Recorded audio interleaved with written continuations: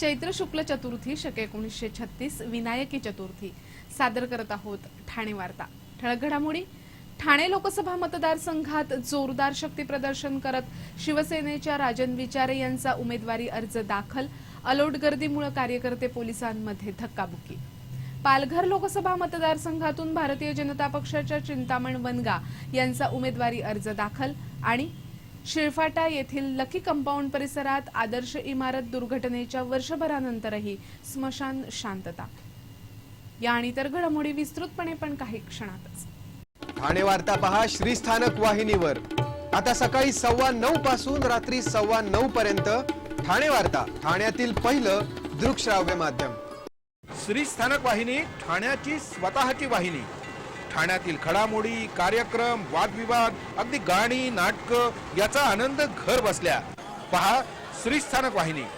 आपल्या ठाण्याचं हक्काचं व्यासपीठ श्रीस्थानक वाहिनी।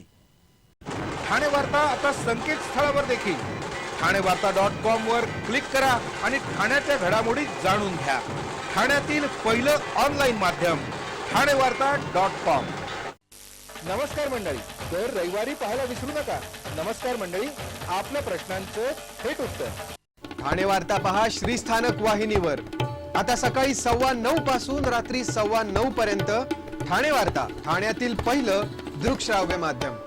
शिळफाटा येथील लकी कंपाऊंड परिसरात झालेल्या इमारत दुर्घटनेला वर्ष पूर्ण होत असून महापालिकेचे उपायुक्त आणि 3 बांधकाम व्यावसायिकांसह 17 आरोपी गेले वर्षभर तुरुंगात असून या दुर्घटनेमुळे बांधकाम व्यावसायिक आणि प्रशासकीय अधिकाऱ्यांचं मिलीभगत स्पष्टपणे उघड झाली आहे। या दुर्घटनेत आरोपी असलेल्या काही जणांना जामीन झाला असला तरी त्यांना पुन्हा कधीही अटक होण्याची भीती आहे। या दुर्घटनेमध्ये 74 जणांचे बळी गेले। या घटनेचं भांडवल करून समूह विकास योजना राबवण्यासाठी शासनावर दबाव आणला गेला। त्याच राजकारण्यांना मात्र बळी गेलेल्या व्यक्तींच्या कुटुंबांची कोणतीच चिंता असल्याचं दिसत नाहीये। ही इमारत बांधकाम करत असताना व्यावसायिकांना प्रशासकीय अधिकाऱ्यांकडून सल्लाच नव्हे तर पैशाचा जोरावर पाठिंबाही मिळाला। या दुर्घटनेचं गंभीर स्वरूप पाहून पोलिसांनी महापालिकेच्या उपायुक्तांसह ठेकेदार, भागीदार, छायाचित्रकार, पत्रकार अशा 24 जणांना अटक केली होती। त्यापैकी 7 जणांना जामीन मिळाला असून उर्वरित 17 पैकी काही आरोपींचा जामीन अलीकडेच न्यायालयानं फेटाळलाय। अफरोज अन्सारी, रामदास बुरुड, नगरसेवक हिरा पाटील, उपायुक्त श्रीकांत सरमोकदम, सहाय्यक आयुक्त श्याम थोरबोले, पोलीस शिपाई जहांगीर सय्यद आणि छायाचित्रकार विष्णू भुमरे यांना जामीन मंजूर झालाय। या प्रकरणातील दिनेश प्रजापती, लक्ष्मण राठोड आणि अफरान राऊत हे अद्यापही फरार आहेत। या दुर्घटनेत बळी गेलेल्या 74 जणांपैकी 56 जणांना प्रत्येकी 2 लाख रुपये नुकसान भरपाई देण्यात आली, तर नेपाळमधील 7, उत्तर प्रदेशमधील 5 आणि आंध्र प्रदेशमधील 1 मृताच्या नातेवाईकांचा तपास लागू शकलेला नाही। या दुर्घटनेला अगदी विकिपीडियावरही प्रसिद्धी मिळाली इतकी ही दुर्घटना मोठी होती। मात्र आता या दुर्घटनेला वर्ष पूर्ण होत असताना अशा दुर्घटना घडूच नाहीये आणि बांधकाम व्यावसायिक तसंच प्रशासकीय अधिकाऱ्यांची मिलीभगत होऊ नये यासाठी काही उपाययोजना करावी असं मात्र कुणालाच वाटत नाही। ठाणे लोकसभा मतदारसंघात जोरदार शक्ती प्रदर्शन करत शिवसेनेच्या राजन विचारे यांनी आज आपला उमेदवारी अर्ज दाखल केला। ठाणे लोकसभा मतदारसंघात 5 एप्रिल पर्यंत उमेदवारी अर्ज दाखल करता येणार आहेत, तर 9 एप्रिलला उमेदवारी अर्ज मागे घेता येणार आहेत। काल ज्याप्रमाणे कल्याण लोकसभा मतदारसंघात उमेदवारी अर्ज दाखल करताना शक्ती प्रदर्शन करण्यात आलं, तसंच जोरदार शक्ती प्रदर्शन शिवसेनेनं आज ठाण्यातही केलं। शिवसेनेचे आमदार, महापौर तसंच इतर पदाधिकारी यांच्यासह मिरवणुकीनं जात राजन विचारे यांनी आपला उमेदवारी अर्ज दाखल केला। सकाळपासूनच टेंभी नाका परिसरात शिवसैनिकांची ये-जा सुरू झाली होती। मिरवणुकीनं अर्ज दाखल केल्यामुळे या परिसरात मोठी वाहतूक कोंडी झाली होती। ठाणे लोकसभा मतदारसंघाचे शिवसेनेचे उमेदवार राजन विचारे यांचा उमेदवारी अर्ज दाखल करण्यासाठी जिल्हाधिकारी कार्यालयात झालेल्या कार्यकर्त्यांच्या अलोट गर्दीमुळे कार्यकर्ते आणि पोलिसांमध्ये जोरदार धक्काबुक्की झाली। यामध्ये एक पोलीस कर्मचारी जखमी झालाय। ठाणे लोकसभा मतदारसंघातून उमेदवारी अर्ज दाखल करण्याच्या वेळेस महायुतीच्या कार्यकर्त्यांची एकच गर्दी झाली होती। या गर्दीला सावरण्यासाठी सजवलेल्या ठाणे पोलिसांना कार्यकर्त्यांद्वारे धक्काबुक्की झाल्यानं पोलीस आणि शिवसैनिकांमध्ये राडा झाला। या धक्काबुक्कीत पोलीस कर्मचारी रितेश क्षीरसागर यांची बोटं दरवाजात अडकल्यानं ते जखमी झाले। जिल्हाधिकारी कार्यालयाच्या बाहेर जमलेल्या अलोट गर्दीमुळे ही धक्काबुक्की झाली। या दरवाजावर कार्यरत असलेले पोलीस कर्मचारी क्षीरसागर यांची बोटं दरवाजात चेपली गेली। एकूणच अर्ज दाखल करताना निवडणूक आयोगाच्या नियमांचं उल्लंघन झाल्याचं दिसून आलं। अर्ज दाखल करताना उपस्थित असलेल्या संजय राऊत यांनी निवडणुका शांततेत पार पडाव्यात ही शिवसेनेची भूमिका आहे, मात्र जर अंगावर कोणी येत असेल तर शिंगावर घेऊ असा इशारा दिला। पालघर लोकसभा मतदारसंघातील भारतीय जनता पक्षाचे उमेदवार चिंतामण वनगा यांनी आज आपला उमेदवारी अर्ज दाखल केला। भारतीय जनता पक्षाच्या जव्हार कार्यालयापासून यासाठी मिरवणूक काढण्यात आली होती। जव्हारच्या अप्पर जिल्हाधिकारी कार्यालयापर्यंत ढोल ताशांच्या गजरात आणि भारत माता की जयच्या घोषात चिंतामण वनगा मिरवणुकीसह आले आणि त्यांनी आपला उमेदवारी अर्ज दाखल केला। पालघर लोकसभा मतदारसंघात त्यांची लढत ही काँग्रेसचे राजेंद्र गावित आणि बहुजन विकास आघाडीच्या बळीराम जाधव यांच्याशी होणार आहे। ठाणे वार्ता पहा श्रीस्थानक वाहिनीवर आता सकाळी 9:15 पासून रात्री 9:15 पर्यंत। ठाणे वार्ता, ठाण्यातील पहिलं दृकश्राव्य माध्यम। आपला परिसर स्वच्छ आणि सुंदर ठेवण्यासाठी ठाणे महापालिकेत सहकार्य करा। ओला सुका कचरा वेगवेगळा जमा करा आणि रोगराईपासून मुक्तता मिळवा। श्री स्थानक वाहिनी, ठाण्याची स्वतःची वाहिनी। ठाण्यातील घडामोडी, कार्यक्रम, वादविवाद, अगदी गाणी, नाटक याचा आनंद घर बसल्या पहा श्री स्थानक वाहिनी। आपल्या ठाण्याचं हक्काचं व्यासपीठ श्री स्थानक वाहिनी। ठाणे वार्ता आता संकेतस्थळावर देखील ठाणेवार्ता.com वर क्लिक करा आणि ठाण्याच्या घडामोडी जाणून घ्या। ठाण्यातील पहिलं ऑनलाईन माध्यम ठाणेवार्ता.com। डॉक्टर आणि रुग्णांचं पिढ्यानपिढ्यांचं जिव्हाळ्याचं नातं म्हणजेच डॉक्टर बेडेकर हॉस्पिटल आता अत्याधुनिक सोयी सुविधा आणि तंत्रज्ञानयुक्त वंध्यत्व निवारण केंद्रात IVF आणि टेस्ट ट्यूब बेबीचीही सुविधा। डॉक्टर बेडेकर हॉस्पिटल, महर्षी कर्वेपथ, ठाणे। 65 वर्षांची निरंतर सेवा। ठाणे वार्ता पहा श्रीस्थानक वाहिनीवर आता सकाळी 9:15 पासून रात्री 9:15 पर्यंत। ठाणे वार्ता, ठाण्यातील पहिलं दृकश्राव्य माध्यम।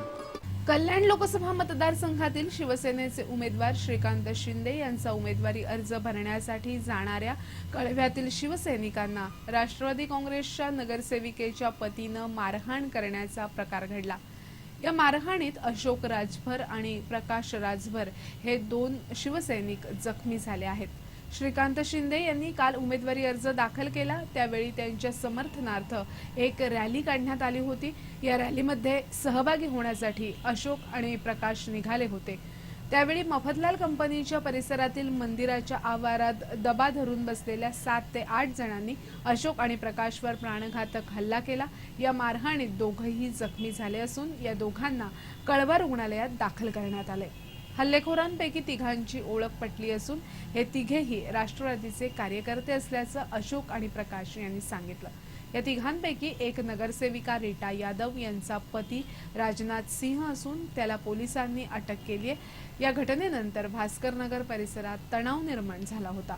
पोलिसांनी या परिसरात राज्य राखीव दलाची तुकडी तैनात केली आहे। शिरडायघर येथील सागर लॉजिंग आणि बोर्डिंगवर पोलिसांनी छापा टाकून 8 महिलांची सुटका केली तर 4 जणांना अटक केली आहे। शिरडायघर इथे असलेल्या सागर लॉजिंग अँड बोर्डिंग मध्ये वेश्या व्यवसायाकरता मुली ठेवल्या जातात आणि बाहेरूनही मागवल्या जातात अशी माहिती गुन्हे अन्वेषण शाखेला मिळाली होती। यानंतर बनावट गिराईक पाठवून सागर लॉजिंग अँड बोर्डिंगवर छापा घालण्यात आला। छाप्यादरम्यान या लॉजिंगमधून 8 महिलांची सुटका करण्यात आली तर या बोर्डिंगचे व्यवस्थापक सुदर्शन जेना, सुपरवायझर शंकर शेट्टी, स्त्रिया पुरवणारे दलाल सकल राणा आणि वाहतूक करणारा सुधीर कुमार सिंग अशा चौघांना पोलिसांनी अटक केली। या महिलांच्या आर्थिक परिस्थितीचा गैरफायदा घेऊन त्यांना पैशाचं आमिष दाखवून स्वतःच्या आर्थिक फायद्याकरता वेश्या व्यवसायास प्रवृत्त केलं जात होतं। या छाप्यात पकडण्यात आलेल्या 8 महिलांना महिला सुधारगृहात दाखल करण्यात आले। या छाप्यात 2,37,000चा ऐवज जप्त करण्यात आला।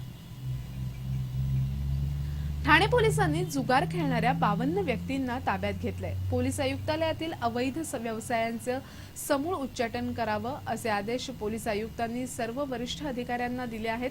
त्यानुसार पोलिसांना ठाण्याच्या पूर्व भागातील बाबू नाडर हा A1 मित्रमंडळ या नावानं 3 पत्ती जुगाराचा अड्डा चालवत असल्याची माहिती मिळाली होती। पोलिसांनी मिळालेल्या माहितीनुसार A1 मित्रमंडळ क्लबवर छापा टाकला, त्यावेळी तिथे 3 पत्ती जुगार चालू असल्याचं आढळून आलं। पोलिसांनी असा जुगार खेळणाऱ्या 52 व्यक्तींसह बाबू नाडरलाही ताब्यात घेतलंय। त्याच्याकडून 58,000ची रोकडही जप्त करण्यात आली। शेळफाटा दुर्घटनेला 1 वर्ष पूर्ण होत असून या परिसरात मात्र स्मशान शांतता जाणवतेय। शेळफाटा परिसरातील लकी कंपाऊंडमध्ये असलेली आदर्श 2 इमारत कोसळून झालेल्या दुर्घटनेत 74 जणांचा बळी गेला होता, तर 60हून अधिक रहिवासी जखमी झाले होते। 4 एप्रिलला ही दुर्घटना झाली। या दुर्घटनेला 1 वर्ष होत असल्यानं या परिसराला भेट दिली असता या परिसरात स्मशान शांतता जाणवत होती। या परिसरात पडलेल्या इमारतीचा राडारोडा कोणी उचलू नये यासाठी पोलिसांनी कडेकोट बंदोबस्त ठेवला असून या परिसरात पूर्वीपासून राहत असलेल्या रहिवाशांचं जीवन मात्र नित्यनियमानुसार सुरू आहे। फक्त पालिकेनं केलेल्या कारवाईमुळे या रहिवाशांना फुटक्या तुटक्या झोपड्यात राहावं लागतंय। 4 एप्रिलला इमारत पडली तेव्हा या परिसरातील महिला गप्पा मारत बसल्या होत्या। एकाएकी मोठा आवाज झाला आणि इमारत पत्त्यासारखी कोसळली। काय झालं म्हणून पाहायला गेलेल्या इंदू सिंग यांनी लोक सैरावळा पळत होती, कुणीच काही बोलत नव्हतं असं सांगितलं। सर्वत्र धुरळा उडाला होता। थोड्या वेळानं सर्व प्रकार लक्षात आला। पालिका कारवाईपासून इमारत वाचवण्यासाठी काही जणांना जबरदस्तीनं इमारतीत बसवण्यात आलं होतं। त्यापैकी काही जणांना आपले जीव गमवावे लागले। तर या दुर्घटनेनंतर वरवर मलमपट्टी म्हणून या इमारतीत पूर्वीपासून राहणाऱ्या रहिवाशांची घरं तोडल्यामुळे त्यांचा संसार उघडण्यावर आला। इंदू सिंग यांनी आत्ताच काही महिन्यापूर्वी आपलं घर पुन्हा बांधलं। त्यांची जागा वनखात्याची म्हणून कारवाई झाली, पण एका बाजूला असलेली आपली जागा वनखात्याची कशी असू शकते या त्यांच्या प्रश्नावर मात्र कोणतंच उत्तर नव्हतं। आजही या परिसरात 20 झोपड्या असून त्यापैकी 12 झोपड्यांमध्ये भाडेकरू राहतात। त्यांच्या मुलांचं शिक्षण, इतर व्यवहार सुरू आहेत। या कोणालाही या परिसरात राहायला भीती वाटत नाही, कारण जागा सोडली तर जागेचा हक्क गमावण्याची भीती त्यांना सतावत असू शकते। आदर्श इमारतीचा अर्धवट पडलेला भाग या दुर्घटनेची आठवण करून देतो, तर दुसऱ्या पडलेल्या इमारतीचा भागही जमीनदोस्त करण्यात आलेला नाही। जमिनीतील पिलर्स डोकावत आहेत। राडारोडाही तसाच पडला आहे।